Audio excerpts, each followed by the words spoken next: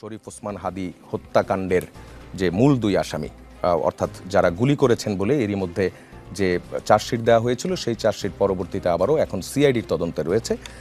সেখানে যেই দুইজনকে প্রধান আসামি করা হয়েছে ফয়সাল করিম এবং আলমগীর, তাদেরকে ভারত থেকে গ্রেফতার করা হয়েছে। যমুনা টেলিভিশন শুরু থেকেই এই ঘটনার যে অনুসন্ধান সেই অনুসন্ধান করেছিল এবং কোন কোন রুট দিয়ে তারা ভারতে পালিয়েছে, ময়মনসিংহের হালুয়াঘাটের যেই রুট দিয়ে তারা গিয়েছে সেই রুটও যমুনা টেলিভিশন উন্মোচন করেছিল এবং সবশেষ মামলাটি সিআইডিতে তদন্তে থাকা অবস্থায় আজ আমরা জানতে পারলাম যে তাদেরকে গ্রেপ্তার করা হয়েছে এবং 14 দিনের রিমান্ডে পাঠানো হয়েছে।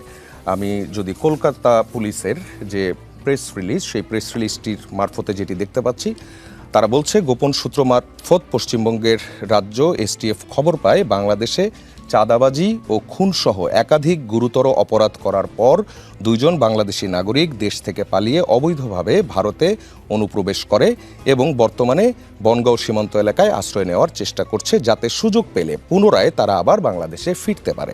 এবং সেখানে তারা তাদের দুটি ছদ্মনামও ব্যবহার করেছে। ফয়সাল যেমন তার নাম ব্যবহার করেছে, সেখানে রাহুল। আমরা একটু এই ঘটনার বিস্তারিতটা জানবো সুকান্ত চট্টোপাধ্যায়ের কাছ থেকে, যমুনা টেলিভিশনের কলকাতা প্রতিনিধি। সুকান্ত, 14 দিনের রিমান্ডে নেওয়া হয়েছে। একটি বিষয় আমরা যেটি বুঝি সেটি হচ্ছে ভারতে অনুপ্রবেশ করেছে তারা, যেটি প্রেস রিলিজের যে বক্তব্য সেই বক্তব্যও আমরা দেখছি। সেখানে আজ আদালতে কি কি বিষয় উপস্থাপন করা হয়েছে এবং 14 দিনের রিমান্ডে পুলিশ তাদেরকে কি জিজ্ঞাসাবাদ করবে এবং পরবর্তী বাংলাদেশে পাঠানোর যে প্রক্রিয়া সেই প্রক্রিয়াটি সম্পর্কে আপনারা কতটুকু জেনেছেন? দেখুন, প্রথমেই বলে রাখি যে আজকে যেহেতু রবিবার, সেহেতু ছুটির দিন, সে কোর্ট ছিল কিন্তু অসম্পূর্ণ, অর্থাৎ ভারপ্রাপ্ত যিনি বিচারপতি তিনি এই যে দুজন অর্থাৎ ফয়সাল করিম এবং আলমগীর হোসেন, এই দুজনকে কিন্তু 14 দিনের পুলিশি হেফাজতের নির্দেশ দেন। অর্থাৎ রাজ্য পুলিশের যে এসটিএফ তাদেরকে বনগাঁ সীমান্ত থেকে কিন্তু গ্রেফতার করে।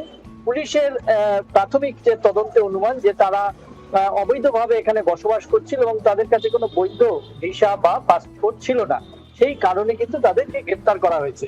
পাশাপাশি যে এই আপনি বলছিলেন যে ফয়সাল করিম তিনি ছদ্মনাম নিয়েছিলেন রাহুল, একেবারেই ঠিক। এবং আলমগীর হোসেন তিনিও কিন্তু একটি ছদ্মনাম নিয়েছিলেন এবং অনেক দিন ধরেই কিন্তু এদেরকে পুলিশ অর্থাৎ এসটিএফ স্পেশাল টাস্ক ফোর্স তাদেরকে ট্র্যাকিং করছিল, কিন্তু অনেক জায়গা থেকে কিন্তু তারা ধরা পড়ার সময়ও কিন্তু পালিয়ে যায় কিছুক্ষণ মুহূর্তের মধ্যে, অর্থাৎ এসটিএফ রেড করার আগে সেখান থেকে পালিয়ে যায়।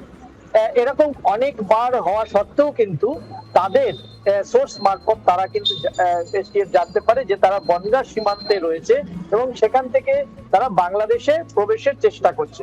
সেই মুহূর্তেই কিন্তু এসটিএফ তাদেরকে গ্রেফতার করে এবং আজকে বিধাননগর আদালতে তোলা হলে 14 দিনের পুলিশ হেফাজতের নির্দেশ দেয়। এই ধৃতদের কাছ থেকে যেগুলো পুলিশ ইতিমধ্যেই জানতে পেরেছে যে ওসমান হাদির খুনের ঘটনায় এরা সরাসরি যুক্ত, কিন্তু এইখানে যেহেতু বাংলাদেশ সরকারের তরফ থেকে কোনো এখনো পর্যন্ত আবেদন করা হয়নি আনুষ্ঠানিকভাবে এই ধৃতদের দেশে ফেরানোর জন্য, সেই হেতু কিন্তু এদের কাছে শুধু ফরেনার অ্যাক্ট অর্থাৎ বিএনএস যে 18 যে অ্যাক্ট অবৈধ প্রবেশ, সেই ক্ষেত্রে কিন্তু মামলা এখানে দায়ের করা হয়েছে। এখন কলকাতা পুলিশ তারাও কিন্তু ইতিমধ্যেই বাংলাদেশের সরকারের সঙ্গে পররাষ্ট্র দপ্তরের সঙ্গে যোগাযোগ করেছে এবং পররাষ্ট্র দপ্তরের সূত্রে কিন্তু ঢাকার সঙ্গে ইতিমধ্যেই যোগাযোগ হয়েছে। আমরা যেটুকু শুনতে পেরেছি সেখান থেকে এদের যে পরিচয় পাওয়া গেছে সেটা মিলিয়ে নেওয়ার জন্যই কিন্তু এই তাদের তদারকি এবং আগামী দিনে দেখতে হবে যে কলকাতা পুলিশ বা রাজ্য পুলিশ, পশ্চিমবঙ্গ রাজ্য পুলিশের যে এসটিএফ রয়েছে তারা এদেরকে কিভাবে বাংলাদেশের হাতে প্রত্যার্পণ করেন এবং বাংলাদেশ সরকার যদি এদেরকে কে পাঠান অর্থাৎ বন্দি যে প্রত্যার্পণ চুক্তি রয়েছে ভারতের সঙ্গে, সেক্ষেত্রে দাঁড়িয়ে এটা কতটা কার্যকরী হবে এবং রাজনৈতিক প্রেক্ষাপট কি আছে সেটাও কিন্তু সবকিছু পর্যালোচনার বিষয়। তবে এই যে গ্রেফতারের বিষয়টি কিন্তু আজকে সন্ধ্যা অর্থাৎ রবিবার সন্ধ্যা 6:30 ভারতীয় সময় তখন কিন্তু এসটিএফ এটা প্রেস রিলিজ মারফত কিন্তু জানায়। যদিও এসটিএফ কোনো সময় সাংবাদিক সম্মেলন করে না, রাজ্য পুলিশের ডিজি এই সাংবাদিক সম্মেলন করেন, কিন্তু যেহেতু একটি পররাষ্ট্র বিষয় এর সঙ্গে জড়িত রয়েছে এবং কেন্দ্র রাজ্য একটা নির্বাচনকে ঘিরে পশ্চিমবঙ্গে একটা টানাপোড়েন চলছে, সেই ক্ষেত্রে দাঁড়িয়ে কিন্তু অতটা প্রশাসনিক যে দর কষাকষিতে না গিয়ে সরাসরি কিন্তু তারা এই প্রেস রিলিজ কিন্তু তাদের যে ওয়েবসাইট তাতে আপলোড করেছে এবং সাংবাদিকদের দিয়েছে।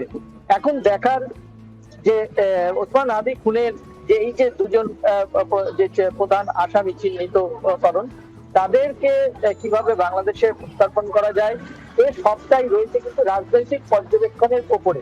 এবং প্রশাসনিক স্তরে পশ্চিমবঙ্গ সরকার এই মুহূর্তে যে অবস্থায় আছে, তারাও কিন্তু বাংলাদেশ সরকারের সাথে দীর্ঘদিন যে একটা সম্পর্কের দূরত্ব তৈরি হয়েছিল, ওসমান হাদির এই যে বন্দী অর্থাৎ খুনিদের প্রত্যার্পণ করে হয়তো সেই সম্পর্কটা আবার কিন্তু আগের মতো পরিস্থিতি বা পরিবেশে ফিরে যেতে পারে। শরীফ ওসমান হাদি তো আজকে এই পর্যন্তই, কিন্তু প্রশ্নগুলো এখানেই শেষ নয়। এই দেশ, এই রাজনীতি, এটা আমাদের সবার। আপনি, আমি, আমরা সবাই মিলে গড়ে তুলব সচেতনতার একটা মঞ্চ। আপনার ভাবনা, আপনার চিন্তা এবং আপনার মতামত আমাদের দরকার। তাই কমেন্টে লিখে জানান এই মুহূর্তে আপনি কি ভাবছেন এবং আপনি কোন দিকে তাকাচ্ছেন। রিপাবলিক অ্যান্ড পলিটিক্স কেবল খবর বা বক্তব্যের জায়গা নয়, এটা একটা ভিন্ন মতের প্ল্যাটফর্ম। এখানে প্রশ্ন করার সাহস আছে, সত্যের পেছনে ছুটে চলার স্পর্ধা আছে। চ্যানেলটি ভালো লাগলে অবশ্যই সাবস্ক্রাইব করে পাশে থাকুন, কারণ একটা ক্লিকেই হতে পারে হাজারো অন্ধকার ভেদ করে আলো খোঁজা শুরু। ফিরছি পরের পর্বে আরও খোলামেলা বিশ্লেষণ নিয়ে। সে পর্যন্ত সবাই ভালো থাকুন, সুস্থ থাকুন। আল্লাহ হাফেজ।